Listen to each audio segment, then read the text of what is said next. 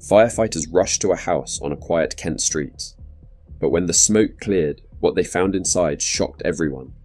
Stacked in the basement and hidden upstairs were more than 160 weapons.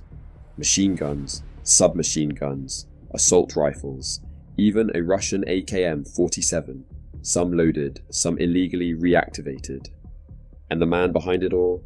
Not a gangster, not an extremist, but a 74-year-old pensioner named Paul Bushell. If you're into real UK crime stories like this, hit subscribe. I post more cases the news barely covers. May 2017.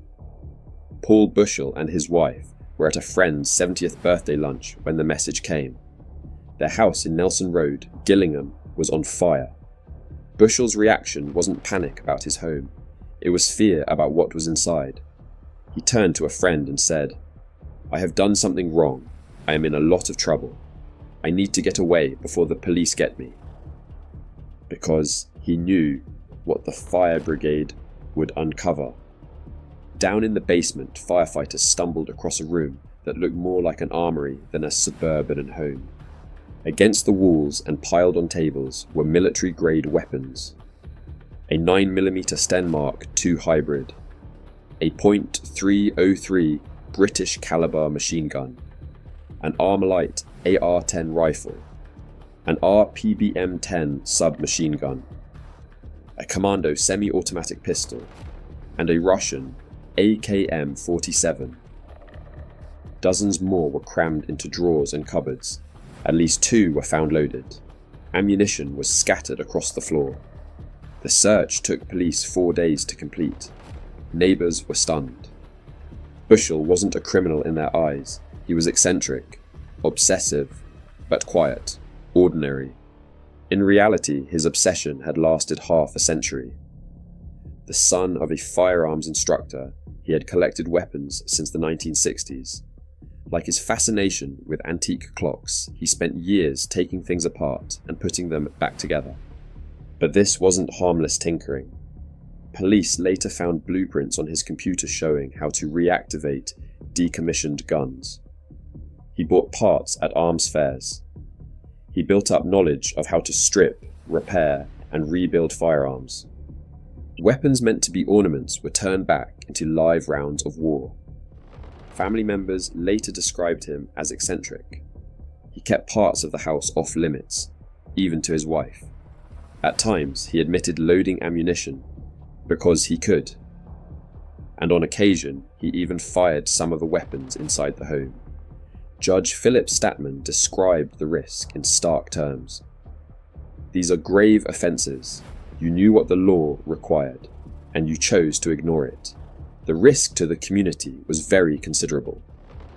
He pointed out how burglars could have stolen the weapons, how the fire could have ignited ammunition and killed firefighters, and how children visiting the house had been just a wall away from a live weapon. Despite the scale of the arsenal, prosecutors accepted there was no evidence Bushell was supplying gangs.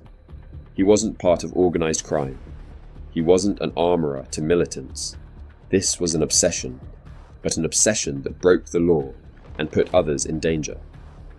Bushell himself wrote a letter to the fire service saying, "Since the fire, I have been having nightmares about what could have happened to the brave and courageous personnel. I am so remorseful of putting them in danger." In Maidstone Crown Court, Judge Statman imposed the minimum sentence required by law: 5 years in prison. He told the pensioner, "The world has become far more dangerous. For this collection to have the potential of being taken and used elsewhere gives this court profound concern." Detective Inspector Susan Smith called the collection staggering.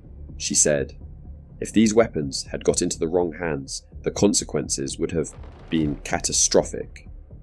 The Crown Prosecution Service added, "These guns were not locked away. Some were kept loaded in a house that children visited.